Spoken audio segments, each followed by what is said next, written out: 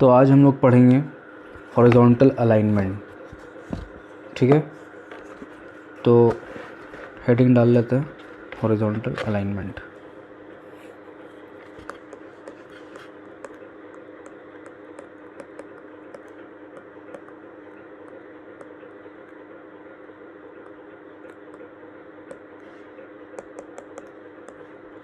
Horizontal alignment, तो alignment से क्या समझ में आ रहा है आप लोग को?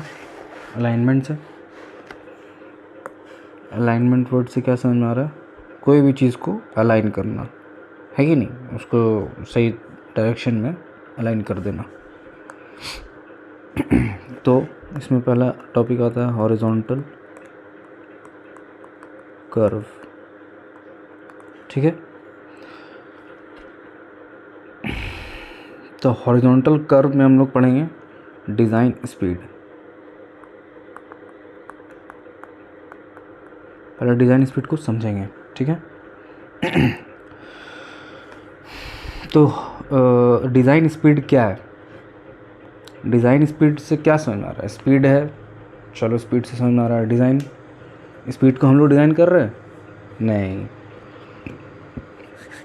स्पीड को हम लोग डिज़ाइन नहीं कर रहे हैं। हम लोग एक डिज़ाइन मान ले रहे हैं कि हाँ 80 किलोमीटर पर आवर अपना डिज़ाइन स्पीड है। हम लोग इस चीज़ को मान रहे हैं कि 80 किलोमीटर पर आवर, 80 हम लोग मान लिए कि डिज़ाइन स्पीड है। दुनिया में 10 बिलियन पब्लिक है, तो हम लोग मान लिए कि एवरेज वेट, या एवरेज नहीं, design weight of man 65 kg है। तो क्या हो गया, डिज़ाइन वेट मान लिए, मानने को क्या है? तो यहाँ पर डिज़ाइन स्पीड है, लेकिन यहाँ पर मानने को क्या वाला हिसाब नहीं है। डिज़ाइन स्पीड बोल दिए तो डिज़ाइन स्पीड अपना IRC बताएगा, जो बताएगा सब IRC बताएगा। और IRC का फुल फॉर्म आप लोग पता है कि नहीं? Indian road Congress. ठीक है, तो डिज़ाइन स्पीड वही हो गया जो ज्योमेट्री पैरामीटर्स पे निर्भर करेगा। तो डिज़ाइन स्पीड हम लोग को दो टाइप का हो जाता है, एक रूलिंग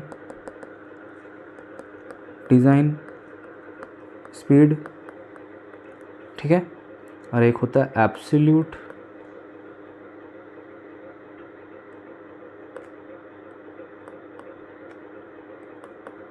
डिज़ाइन स्पीड। ठीक है, तो एब्सोल्यूट मतलब क्या होता है और रूलिंग मतलब क्या होता है? डिज़ाइन स्पीड के बारे में अभी हम लोग बहुत डिस्कस किए, तो डिज़ाइन स्पीड के बारे में वापस से बोलेंगे नहीं हम। ठीक है, तो रूलिंग और एब्सोल्यूट। तो रूलिंग मतलब क्या होता है, किसी को पता है? पता है? नहीं पता? हमको से क्या मतलब, हमको तो बताना है आप लोगों को। तो रूलिंग मतलब मैक्स, मतलब कि मैक्सिमम।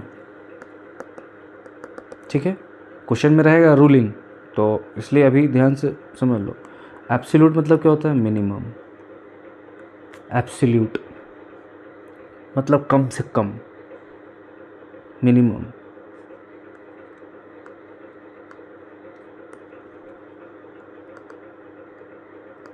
Minimum limit. ठीक है, तो आप लोग को एक टेबल याद रखना पड़ेगा। ठीक है, इसको हम बना दे रहे हैं फटाक से। तो ये है, आपको याद रखना पड़ेगा। ठीक है, तो प्लेन टोपोग्राफी में, रोलिंग टोपोग्राफी में, माउंट या हिली टोपोग्राफी में, और क्या है ये, स्टीप, और सबसे ज़्यादा चढ़ान वाला ये हो गया, है कि नहीं? तो प्लेन में 100 का है स्पीड, 80 का स्पीड मिनिमम, 100 का स्पीड मैक्सिमम। रोलिंग में वही 80-65 हो गया, माउंट में 50-40 हो गया, और स्टीप में सबसे कम हो जाएगा रोलिंग 40, और कम से कम मिनिमम जो एब्सोल्यूट है 30 है। ये रोलिंग लिखा हुआ है, ये एब्सोल्यूट मिनिमम है, ये रूलिंग है, एब्सोल्यूट मिनिमम है, रूलिंग है, एब्सोल्यूट मिनिमम है, रूलिंग है, एब्सोल्यूट मिनिमम है। ये वेलोसिटी किलोमीटर पर आवर है। ठीक है, अब हम लोग पढ़ेंगे, टॉपिक है एक स्टेबिलिटी ऑफ व्हीकल। ठीक है, तो स्टेबिलिटी ऑफ व्हीकल, गाड़ी चल रहा है रोड पे, रोड हम बना रहे हैं, रोड हम डिज़ाइन कर रहे हैं। हम लोग छोटा मोटा काम नहीं कर रहे हैं, रोड डिज़ाइन कर रहे हैं। रोड बनता है 500 करोड़ का बनता है, ऐसा छोटा मोटा चीज़ तो डिज़ाइन नहीं कर रहे हैं। कपड़ा लत्ता तो डिज़ाइन नहीं कर रहे, रोड डिज़ाइन कर रहे हैं, बहुत बड़ी बात है कि नहीं। तो रोड पे क्या चलता है, व्हीकल चलता है, तो व्हीकल का स्टेबिलिटी हमको कंसिडर करना पड़ेगा। रोड हम ऐसा बनाएंगे कि रोड पे गाड़ी चले तो एकदम स्टेबल होके चले, अपना मस्त चले, उसको कुछ पता ना चले, है कि नहीं, कि कोई दिक्कत है। तो सीधा रोड पे तो पब्लिक आराम से चलता है, अपने को बनाने में भी कोई दिक्कत नहीं है, कैम्बर दे दिए, पानी निकल गया, इधर कहानी ख़त्म हो गया। लेकिन हम लोग क्या टॉपिक आज शुरू किए हैं, हॉरिजॉन्टल अलाइनमेंट। तो हॉरिजॉन्टल अलाइनमेंट में अब क्या हो जाएगा, थोड़ा कर्व आ जाएगा, कर्व आ जाएगा और थोड़ा सा टेंशन भी देगा, है कि नहीं, बोलेगा अरे फिज़िक्स पढ़ना पड़ेगा अब। तो ये अपना कैरेज वे है कि नहीं, कर्व बना देते हैं। गाड़ी है, गाड़ी कहाँ पे है जी, गाड़ी यहाँ पर है, ये गाड़ी है अपना, है कि नहीं। तो कर्व पे हम लोग स्टेबिलिटी ऑफ व्हीकल के बारे में स्टडी करेंगे। तो कर्व में गाड़ी क्या होता है, या तो उलट के गिर जाता है, या तो स्किड करता है कि नहीं। तो स्किडिंग, स्किडिंग हम लोग पढ़े हैं, स्किडिंग और स्लिपिंग, हाँ पढ़े हैं ना। स्किडिंग में क्या होता है, एल बड़ा हो जाता है 2πr से, है कि नहीं।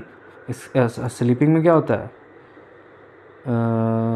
2πr, एल छोटा हो जाता है 2πr से, है कि नहीं, 2πr बढ़ जाता है। इसमें क्या होता है, एक्सीलरेशन आता है। इसमें क्या करते हैं हम लोग, ब्रेकिंग करते हैं। खैर ये सब तो पुराना है, लोग बस ऐसे ही रिविज़न कर ली बोल के।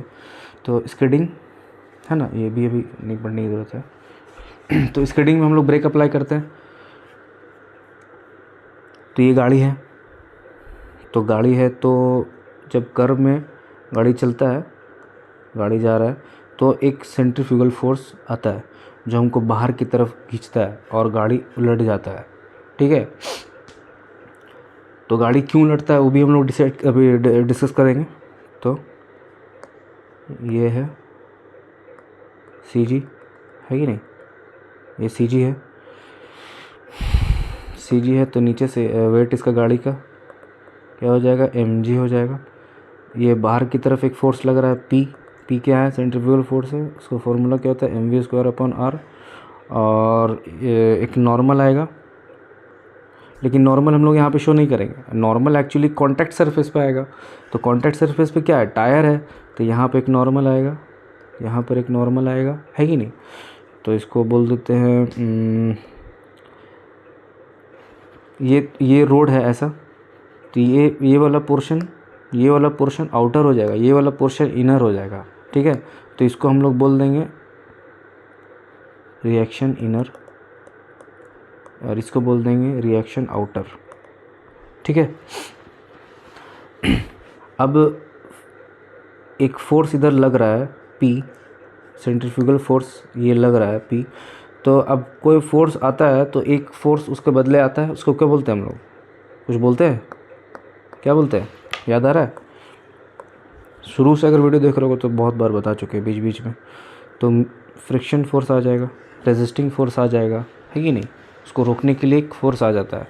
जब भी गाड़ी में फ्रिक्शन फोर्स लगता है, सेंट्रीफ्यूगल फोर्स, तो एक अपोजिट डायरेक्शन में फ्रिक्शन फोर्स डेवलप हो जाता है। μn डायरेक्ट फार्मूला हम लिख दिए, μ×n, पता होना चाहिए आप लोगों को क्या होता है फार्मूला। तो एक स्किडिंग है और दूसरा क्या है, ओवरटर्निंग है। तो नॉर्मल हम लोग क्या लिखेंगे, R inner plus R outer लिखेंगे ना। अब हम लोग स्किडिंग के लिए बात करते हैं। फॉर स्किडिंग कब होगा, स्किडिंग कब होगा, जब P छोटा हो जाएगा, P छोटा हो जाएगा किससे, μ×n से। ये वाला फोर्स और ये वाला फोर्स को इक्वेट करेंगे, FBD बनाते हैं तो कैसा बनता है, ऐसा बनेगा ना। तो ये ऐसा बनेगा, इधर P है, इधर μn है, तो इसको इससे इक्वेट कर देंगे, है कि नहीं। तो इक्वेट कर देते हैं mv²/r, और म्यू इंटू एन है, तो म्यू और एम एन एन के जगह पे क्या लिख सकते हैं, एन के जगह पे डब्लू एम जी लिख सकते हैं। तो म्यू एम जी लिख दिए, एम से एम गेट कैंसिल हो जाएगा, तो वी स्क्वायर अपॉन जी को इधर भेज देंगे, जी आर हो जाएगा, सॉरी इक्वल्स टू नहीं आएगा, म्यू हो जाएगा। इसका मतलब क्या हुआ, ये क्या निकला, म्यू क्या है, म्यू अपना फ्रिक्शन है, फ्रिक्शन है, इसका मतलब फ्रिक्शन बड़ा होगा और सेंट्रीफ्यूगल फोर्स नीचे में जी है, तो स्किडिंग होगा, ठीक है। और ये जो V square upon G R है, इसी को हम लोग बोलते हैं इम्पैक्ट रेशियो, सॉरी रेशियो नहीं, फैक्टर, या सेंट्रीफ्यूगल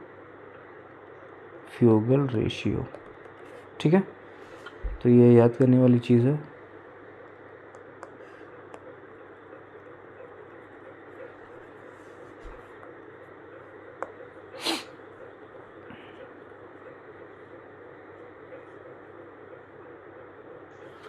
अब हम लोग ओवर टर्निंग के लिए भी बात कर लेते हैं, है कि नहीं। फॉर ओवर टर्निंग, तो फिर से बना लेते हैं, ज़्यादा बड़ा बन गया, है कि नहीं।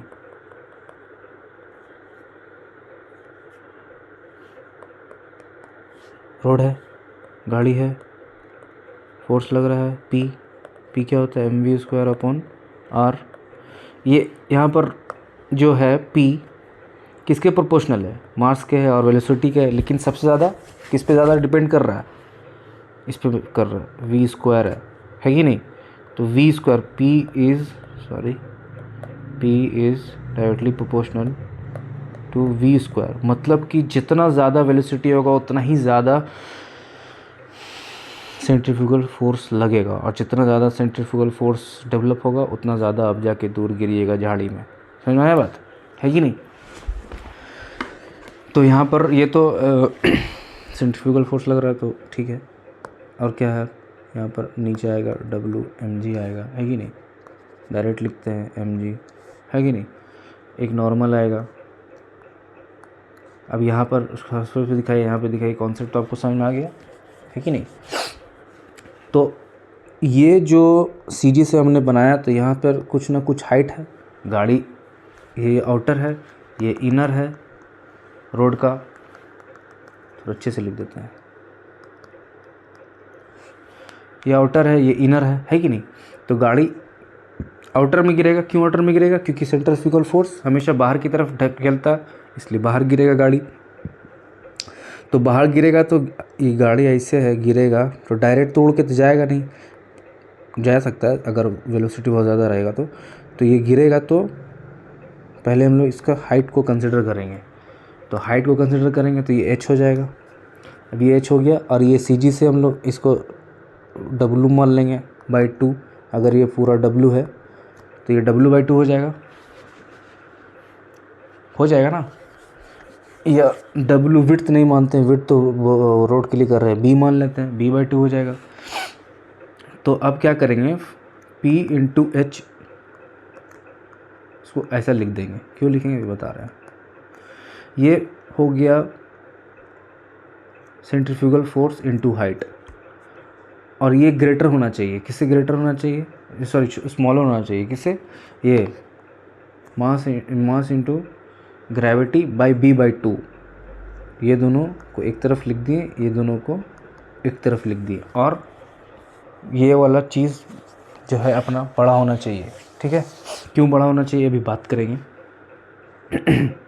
तो P क्या है अपना, M V square upon R M G B by 2, है ही नहीं। तो m से m गेट कैंसिल हो जाएगा, तो हमको क्या निकालना है, वी स्क्वायर अपॉन आर, जी इधर लेकर के आते हैं। ये क्या था अभी ऊपर पढ़े थे ना, इम्पैक्ट फैक्टर या सेंट्रीफ्यूगल रेशियो, ये ऐसा आ गया, और ये जाएगा क्या, b बाई 2 हो जाएगा। इसका मतलब क्या हुआ, ये हो गया स्टेबिलिटी फैक्टर, स्टेबिलिटी फैक्टर। अगर ये वैल्यू बड़ा आ रहा है और ये वैल्यू छोटा आ रहा है तो ओवर टर्निंग हो जाएगा। तो ये अपना ख़त्म हो गया। अब हम लोग आगे पढ़ेंगे super elevation. Super elevation next video में पढ़ेंगे।